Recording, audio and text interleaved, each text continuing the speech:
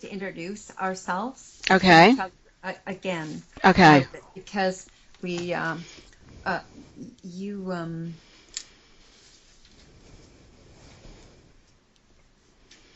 because you spoke of all the things that you're doing, Mm-hmm. uh, but I'd like to start by just briefly explaining um, the reason why we're together. Okay, great.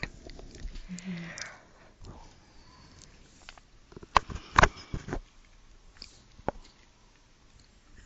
Anytime, babe. Go right Okay. ahead. So this afternoon I had a look at your Priestess in the World um, group, and I I answered a question um, um, that led me to want to um, meet you in person. And I think the largest interest that I had um, in you is your purpose of undoing um, a big disservice to people who are um, earnestly searching for their greatness. Yes. And so this is a fairly new um, abuse in the world. Um, Not for the fact that an educator would be dishonest, but it's the level of dishonesty and the kind of education that we're talking about is fairly new in a modern world. So I wanted to say the reason why I'm so interested is because I'm an initiator of innocence wisdom. Okay. And so in this way, what I do is I reacquaint people with their original humanity, the original human design. Mm-hmm. And they can then use their own wisdom and their innocence being.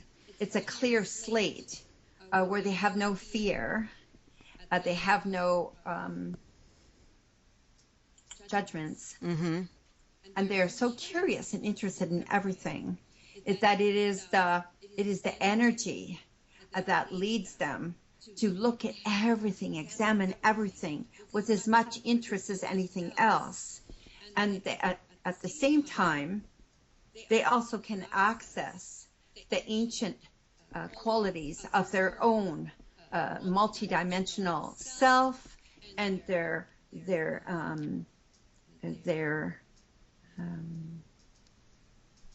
their lateral or their simultaneous lives, Mm-hmm. and also their connections to education for all these lifetimes and in all those multidimensional um, aspects. Right. The biggest thing for me is that we are earth humans. No matter who uh, assisted in creating us as the form that we are now, we are earth humans. Mm-hmm. And so my job is to keep us on earth expanding in the relativity to our original design and what the heck we're here for, Right. right? And how important we are to the cosmos and to the universes for what it is that we're learning about this very unusual thing we call love, Mm-hmm. right? So that has brought a huge resistance to every person who would like to keep us just barreling through the trauma, left, right, endless searches through the crap. Mm-hmm. Whereas I would like to just go like this and have us look at our greatness and then go underneath with our greatness and see what we see. Right. Right? Right. So I am making it a lot lighter and brighter in trauma release than anyone that I know. I'm using some of the newest uh, work, like Thomas Hubble, who is doing huge work with trauma release he lives in Israel, but he's working with the Jewish Mhm. persons Mhm. have huge cultural trauma, Right. and he's able to get people to go into their original human uh, design, uh, to work on their trauma more like an energetic Mhm. aspect than as the story part so much. Mhm. And so he's more in the direction. When I see him speaking, I see the truth in his hands as he moves them Mhm. while he's on video, and I was very drawn to that. So I see that you have a very interesting group of people here, Mhm. with a kind of a trauma, that is really interesting, because if people are wanting to take a leadership position of being a priestess, they are also calling all the trauma of the feminine. Yes, and I work Um, with the sacred feminine. That's what my yeah. work is. Yes. So even if it weren't sacred, Mhm. feminine in its very basic, if it's just all the usual human feminine functions, Right. whether it was awakened or not, Mhm. has been really wounded. So we're looking at all levels of feminine abuse, and I'm really Yes. interested in that, particularly because I'm in the space of working in sacred geometry Mhm. that was brought to me in a session with a very lovely woman named Samaya Rain, who is just so loaded with talents. She used to own a magazine called um, Shared Vision Mhm. in Vancouver, Mhm. and got so jealous of all the people that she was representing in her magazine. She said, "To hell with the magazine. I'm going out there to do it myself." Mhm. So I'm honored to have her work with me. Mhm. And what has happened over the last couple of years, especially since my daughter passed away, was that the Pleiadians start coming into my hands Mhm. and start directing a sacred geometry into the work, Mhm. which made it really interesting. Wow. So, I have, um, I've only very lightly touched in on teaching people to be initiators of innocence wisdom, and I did the best I could, but boy, I was missing some huge pieces, Mhm. Mhm. and so um, this brings us um, back into the constructs. Let me see if I've got the book here. Do I have a book here? And can you spell for me the name of that woman that owned the magazine? Can you? Oh, Samaya, Samaya, Samaya. Samaya, Aya, Rain, Rayne. Okay. Now she is working well below her potential, but she does dynamic work, and I would say that she's in a training period, Mhm. um, and the excellence of the stuff she does, because she is one of my initiates. Mhm. So to have one of my initiates work on me, she's working with greatness all the time, Right. right? And because greatness is the unknown, Right. right? You can go in there and it's always a big surprise. What are you Exactly. going to get? Exactly. Yeah, never dull and boring. Okay, so what happened was I had an experience of seeing my geometry in my body unlike I've never seen it before. Mhm. And I've had a lot of injuries on so many levels to my lower body and my sexual organs and so on. Mhm. I'm not telling the stories here Mhm. because they're really interesting, but we're not getting off track. Right. And, and um, so this particular session did a lot because it immediately created this geometric uh, energy pattern that made some adjustments Mm-hmm. to my injuries in a way that didn't deal with story at all. It was there, and I was so surprised. Mm-hmm. So was she, because she's worked with me for a long time. Mm-hmm. And I realized it was male energy that was doing it, Uh-huh. but I didn't know why. Mm-hmm. And then flipped me over, and I started seeing new. This geometry was here like a triangle, Mm-hmm. sort of below, Mm-hmm.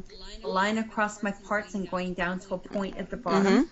And then I started getting another triangle coming up from my pubis that went up to my shoulders Mm-hmm. and across. Mm-hmm. And then every single one of my discs in my spine, Samaya said, God, it almost looks like machinery. It is so Mm-hmm. like this. Mm-hmm. You're getting recalibration in your spine. Right. And then I had my face was, of course, in the massage table hole looking down. And I started getting energy coming in through my crown. Mm-hmm. And I realized it was from the earth. Right. Okay, so then what happened was I realized that I was experiencing the birth of a child coming through this mask thing, Mm-hmm. and I was also the mother giving birth at the same time. Mm-hmm. And so what was happening, many things, but very briefly, what was happening was I was being conscious as a mother of all of the geometry that was turning on through the birthing canal, the geometry in the child. Mm-hmm. And by the time it got up to the shoulders, and I'm both the woman that is experiencing this, but mostly it's the birth canal. Mm-hmm. And the shoulders are working through, and then it just comes to the part where the baby's head is starting to go through the crowning process. Mm-hmm. And as it does, this is the most important thing, is that as the vagina is opening to its fullest. I'm getting tingles there. Okay, opening to its fullest, I feel this incredibly pinkish, goldish energy that's coming from the earth. Mm-hmm. And it's supporting the crown of the baby and the vagina of the woman, me.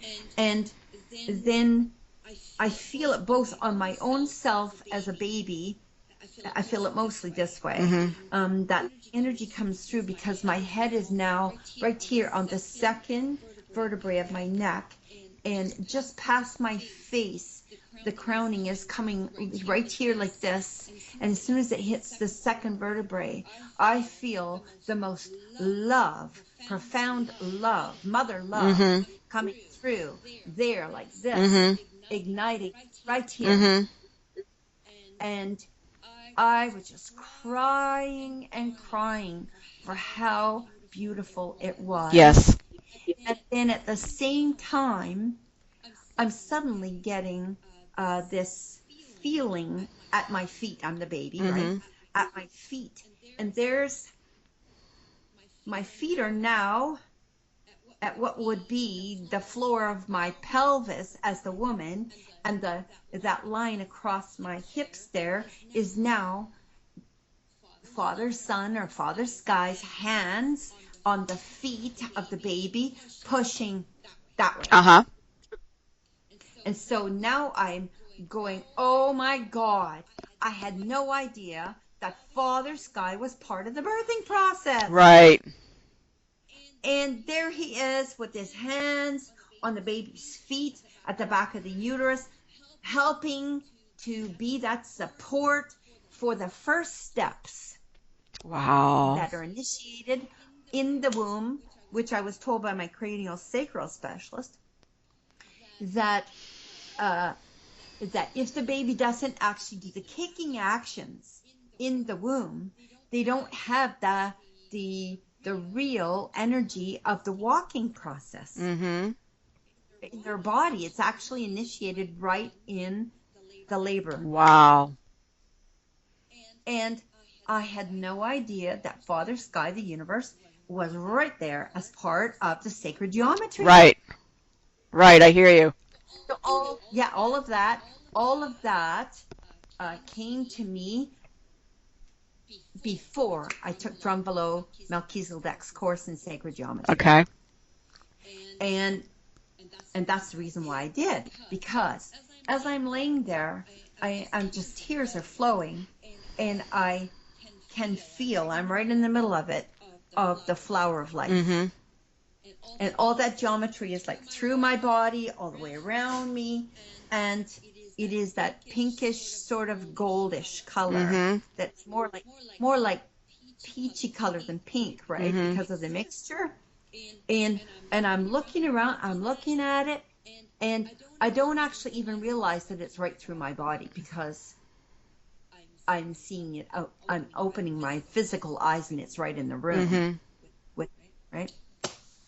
So that's the reason why we're talking, is because this whole idea of priestessing and the idea of sacred witnessing Mm-hmm. is actually part of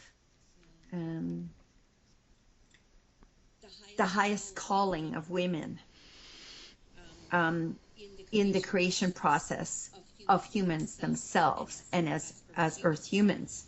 And the priestess in when I was a belly dancer, we did a dance called the Dance of the Virgins, Mm-hmm. which was done by apparently Jesus's mother. Oh, look at that, Trini is on there, my fellow belly dancer. She's on the line. What I was told was that that virginity is not the explanation or the description of the untouched woman. It is the perfectly touched woman. Yes, absolutely. Those were the original Vestal virgins. Had nothing to do with sexual virginity. Absolutely. No, there's no such thing as sexual virginity. That's a bull. It's a crock. Right. Okay, so here we are talking about the globalization, really, of the illusions of what a woman is, what birthing is, what really happens when we're born, who we are as human beings, and the part we play as the feminine hosts of the human form. Mm-hmm. Right? Mm-hmm. Mm-hmm. And if you bring the idea of greatness, what are all the aspects of greatness that women can hold as teachers and leaders in this planet? And that's nothing to do against males or anything like that. It's just that we are attempting to reawaken the leadership positions of greatness in the feminine persons. Right? Yeah, can you re-say that question? What are all the ideals, is that what you said, of greatness? What are the leadership positions in the human hostess of this manifestation of human form? I mean, what are the callings that we have here? Right? And how can we honestly support persons who are questing for their greatness in their roles in this world, to bring about real change and real solutions, and to be systems busters of this freaking illusion, right? How can we best serve women to be the leaders they're meant to be in the passion of creating our original human design, and letting go of this goddamn history that we think is so bad, and allowing our future to unfold. I hear you. That's a lot of history. There's no truth in it. None. You can't even tell it true. Every time you tell it, you change it. Why? Because it's an illusion. You You can't even hardly believe in it yourself. So you add it, you forget certain details because they're not interesting. That's the way that history Right, is. right. I hear you. I hear you. And I don't know about you, but for me, truth is something that is unchangeable. And so Hmm. that's my definition of truth. If it's unchangeable, that's truth. Let me share with you very quickly, though. It's intriguing to me that you had that vision of the sacred flower when you were going through that process, because the The flower of that's what life, I meant, the yes. flower of life. When you Yes. went through that process, the first time, as I said, I was standing on this. Well, let me just give you a little bit of a background. I was in Ojai.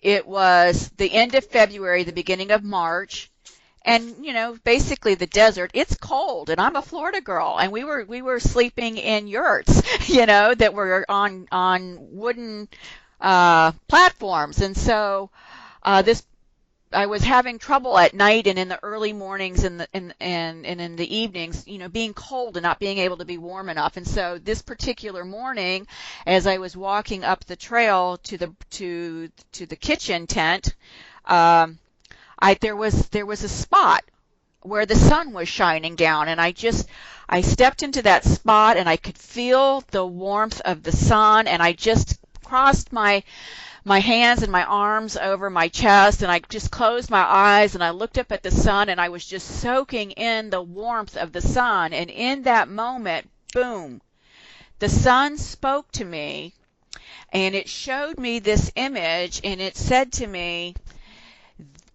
that I was creating and maintaining this light grid for the planet.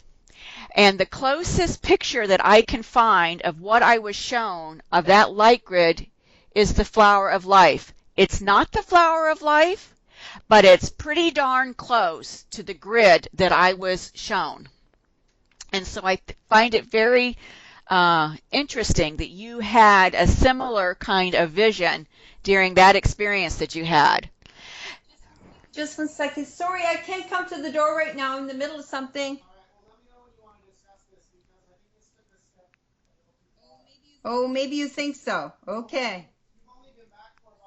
Sorry. I'm on Skype. Bye. And the other interesting thing is, while you experienced that love from the earth through your crown, Yeah. I had a similar experience, and it was the year prior, not quite a year. I was in Sedona in June of the previous year, and I had a spontaneous experience where I felt it coming up through the soles of my feet, and it was so intense that my legs felt energetically like they were the size of those giant redwoods out in California.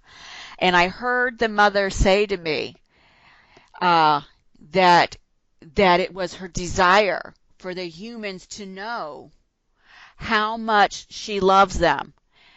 And I, in myself, it was such an intense love, was in awe that as humans that we could walk on this earth and have no consciousness of the presence of that love.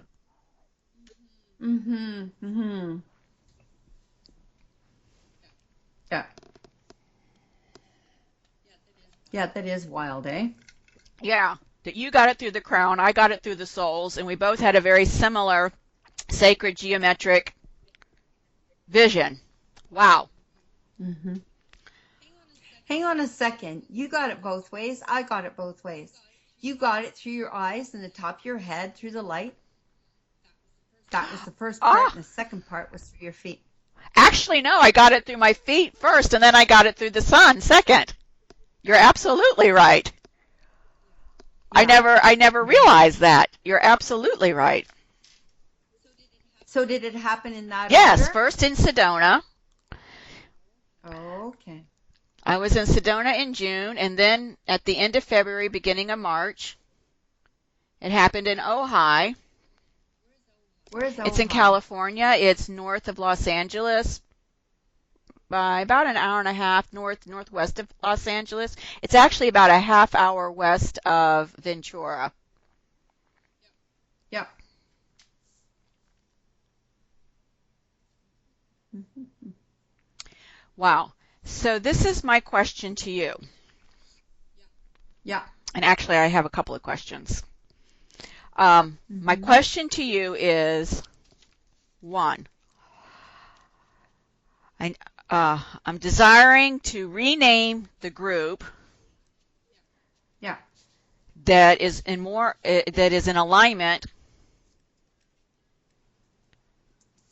uh, with the true purpose for having created it, because I'm aware now that while the impetus was there, I wasn't given the whole picture. I'm desiring to update the group's purpose to make it more accessible by those that we're desiring to reach. And then third, I don't know how you do the kind of work you do. I don't know how this Thomas Hubble does the kind of work he does. I also work in energetics, and so there is a connection that way. And so I guess the question would be, as we define the purpose,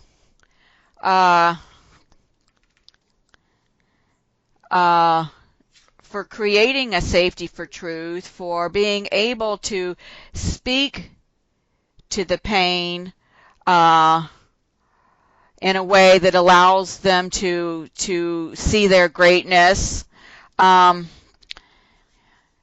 that allows us all who are in the group to be systems busters.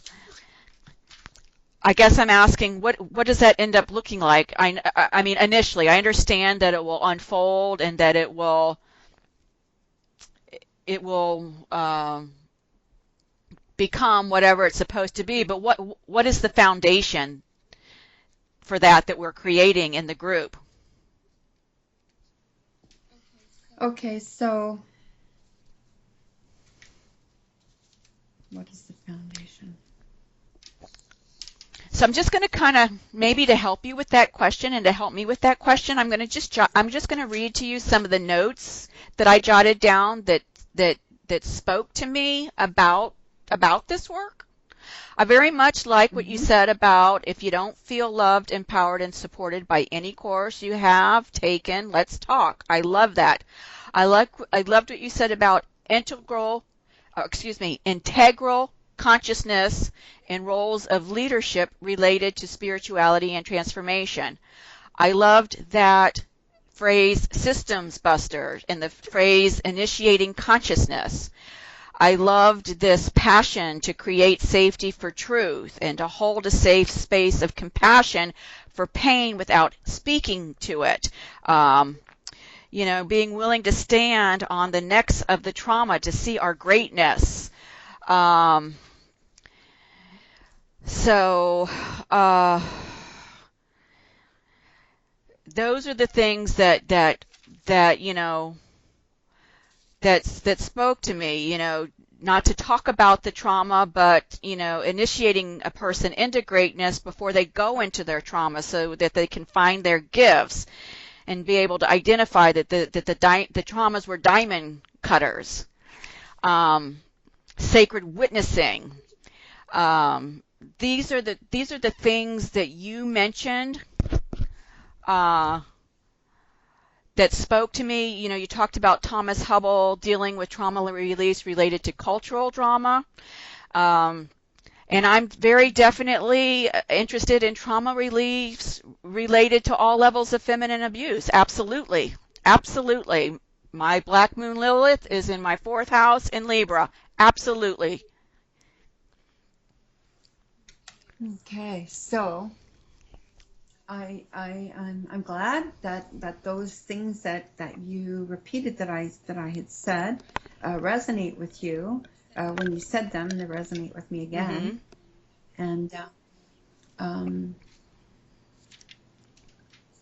so I wanted to say that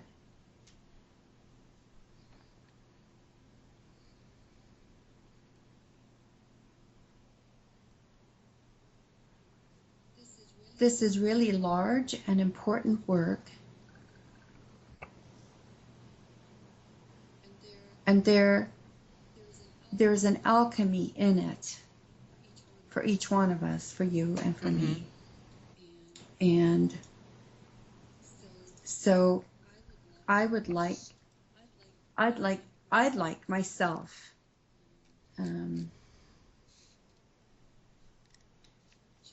to create gatherings that give legs to my greatness. Right? That creates a real living body.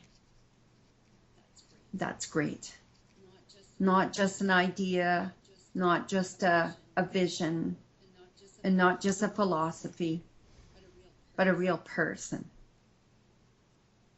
A real person. And so I heard you when we initially were talking, especially when I was reading your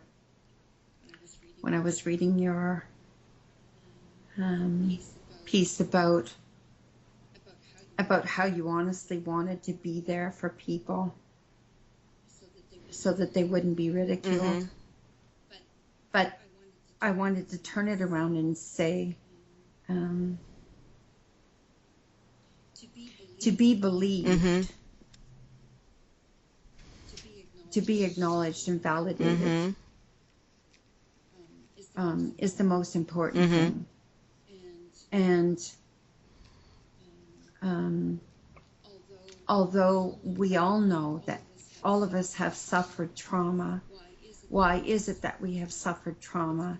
It's because no one ever saw us great. They could do anything they wanted to us as long as we were insignificant. So what you're actually doing in this group is you're addressing specific people, right? You have something in common with them. You have something in common with them. And so there's nothing wrong with creating a focus for your service, a focus for your service. And so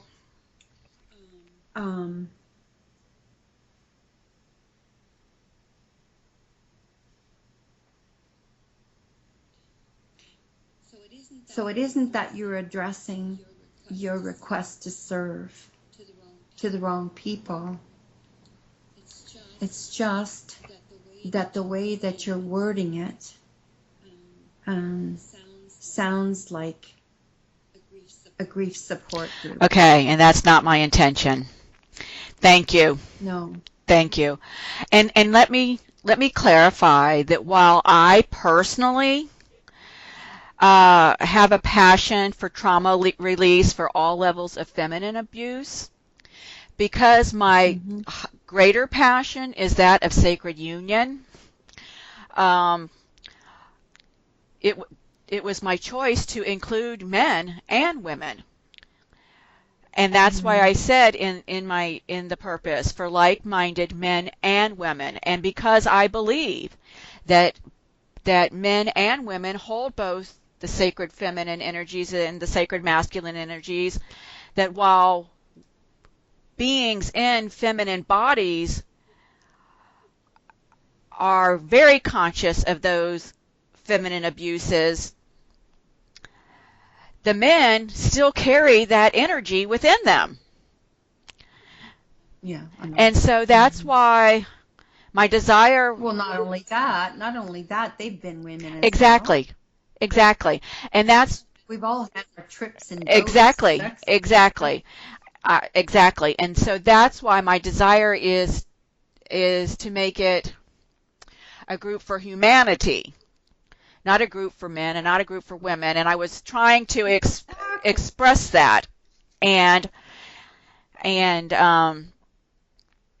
so I will tell you something about me is one of my challenges is using human language to articulate as clearly as possible what I'm desiring to communicate. And I generally have only been able in the past, cancel clear, been able to consciously communicate about 70 to 80% of what I've been desiring to communicate. And so it's really, I feel so grateful to have you here to help me find those words. I mean, for many other reasons too, but particularly because especially since this group is in its, it has just been birthed, 1 or 2 days ago, it's critical timing to get this right so that as people are coming across it, it's not dismissed. So that as those people that I put into it, as members that I thought would resonate with it will not drop out. It's got to be right. Okay. And that's why. Well, okay, I just need to say this Okay. to you. That it's possible that you have called some people that aren't really for Okay. you because of how you word it. So the idea about you losing people, that's another issue. But the fact that you can't be everything to all people is another thing. And what were you created for, and who are both your, who do you both serve, and who are your teachers at the same time. Mm-hmm. So when you get the idea that in this work, I'm really realizing that the people that I'm drawing to me, I'm waking up my companion travelers. Mm-hmm. Mm-hmm. I hear you. I hear you. Mm-hmm. And, yeah. So,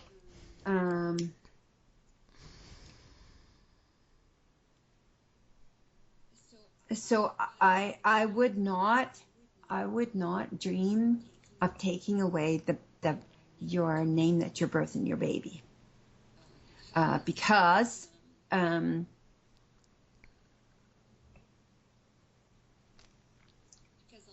allowing your greatness to speak through you to the child of your work that you're doing needs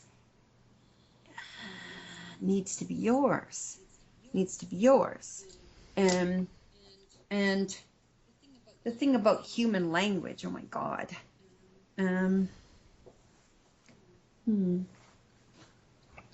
wanted to ask you how long you've been carrying that illusion around with you. My whole life. Whole life, because of the fact that I'm constantly misunderstood and misrepresented. Well, yeah, okay.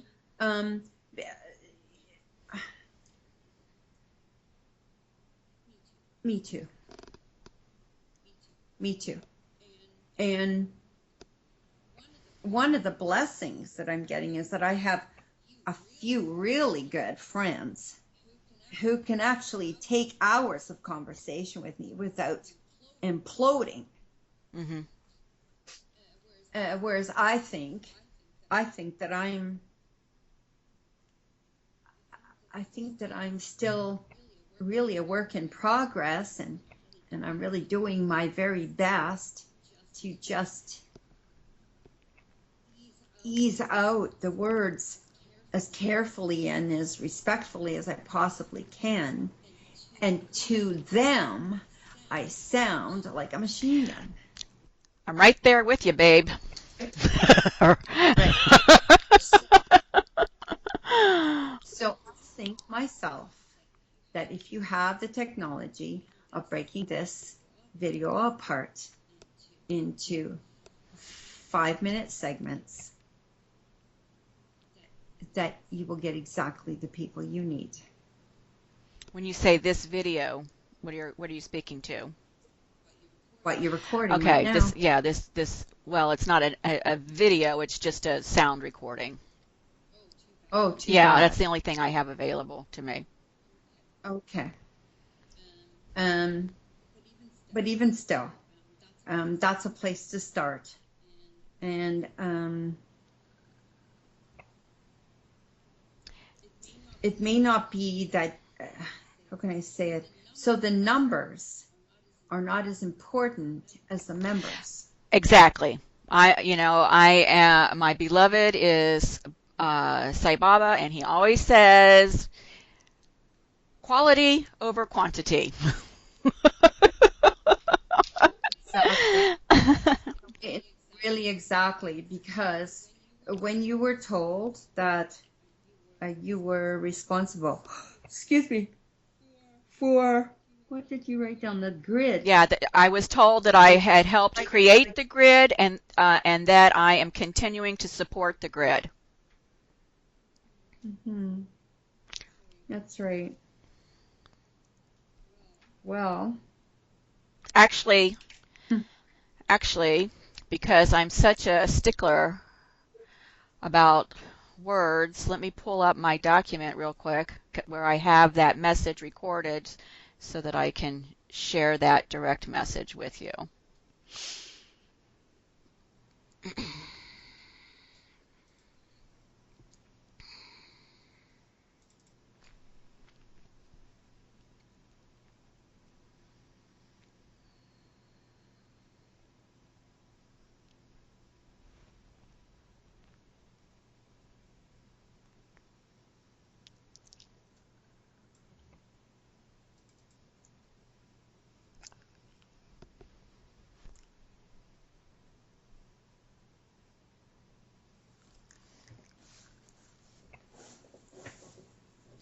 we don't really want to have dead air I'm here. sorry. Um, Um, eh, so, finding that real quickly.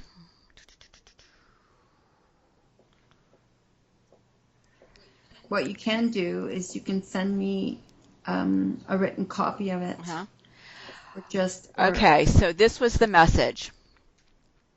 This is what you have helped to create. This is what you are helping to sustain. That was the first message I received on March 6th, and I was shown that vision. And as I said, it was very similar to the flower of life, but it was much more intricate than the flower of life. Mhm. It was a light grid. Mhm. I Mm-hmm. understand. Um, I've had some similar when I started reading Barbara Marciniak's book. Um, she started saying you're going to start collecting your members of Family of Light. Mm-hmm.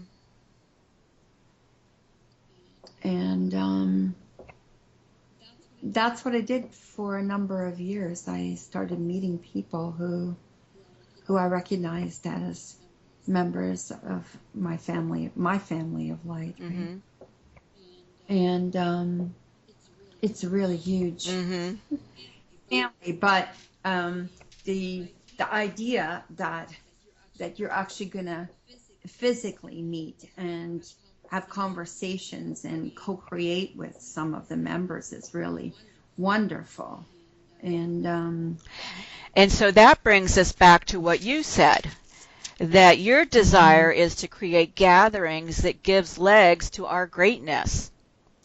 And I think yes. that that's important.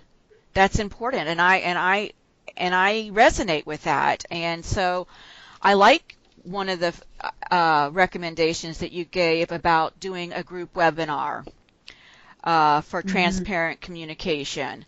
And so I guess I'm asking you, since this is all new to me, obviously I'm supposed to be involved. I'm willing to do the legwork. If you have an interest in supporting me, I would appreciate it in terms of like topics for these webinar gatherings that would give legs to our greatness? I mean, I don't know what that looks like. You know, when you say create gatherings that give legs to our greatness, I don't have a vision of what that would look like.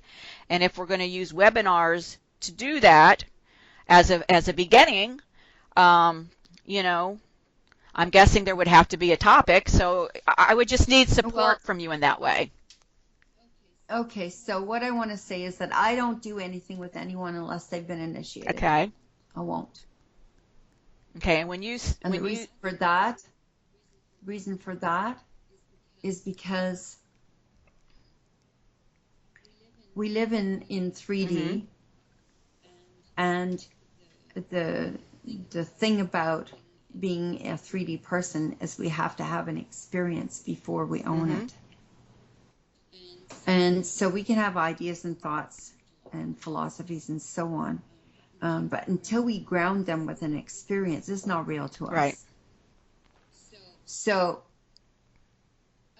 I think the first thing is making greatness real. So once we've all had our own experiences of greatness, then we can deal with just about any topic we want to deal with. Because we have to take our greatness into the topic. Okay.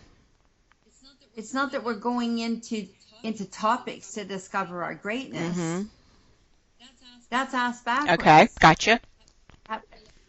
That's the reason why I would never deal with any painful thing that ever happened to a person unless I brought their wholeness into the pain. What new thing have you got to talk about? Except your new version of the pain. Right. I don't want to even hear about it, right? I'm so sorry.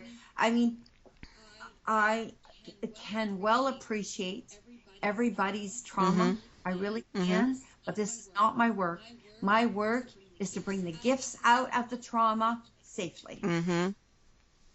Right? And to add them to the resume of your greatness. How do you like that? I like that myself. Your greatness. Bring your greatness into the pain and bring out the gifts safely to add to the resume of your greatness. Now, one of the reasons why people brag about their pain is because they're still standing. That's why. I took it in the chin. I'm still here. I got these scars on my back and I'm still here. What they're talking about is the legs that they won't admit are there. They say I'm standing. What are you standing on? Your history? You're standing on something more real than your ability to take it on the chin. Right. Right? The only thing that's keeping you up is the love. Right. Right.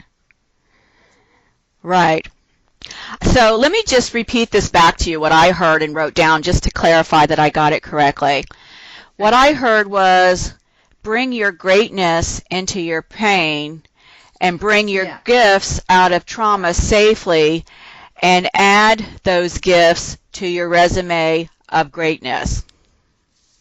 Yep.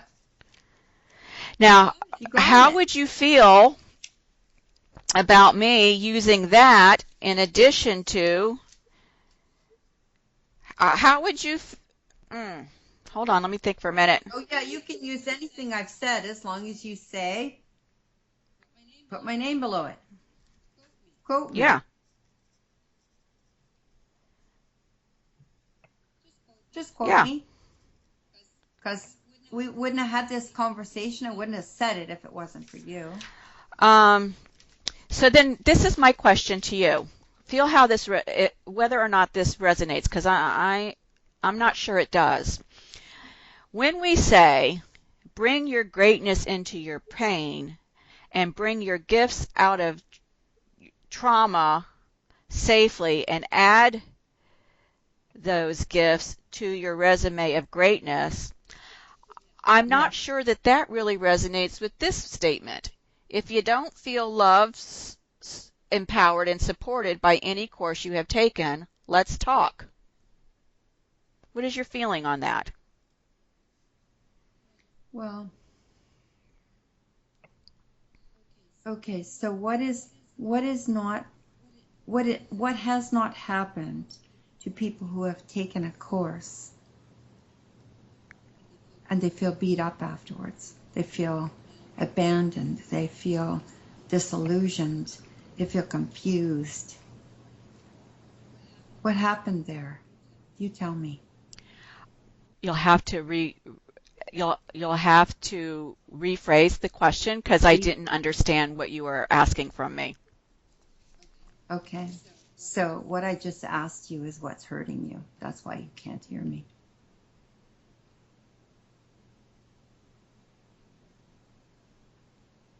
Well, I didn't understand the question. I didn't understand what you were That's right. what you're asking.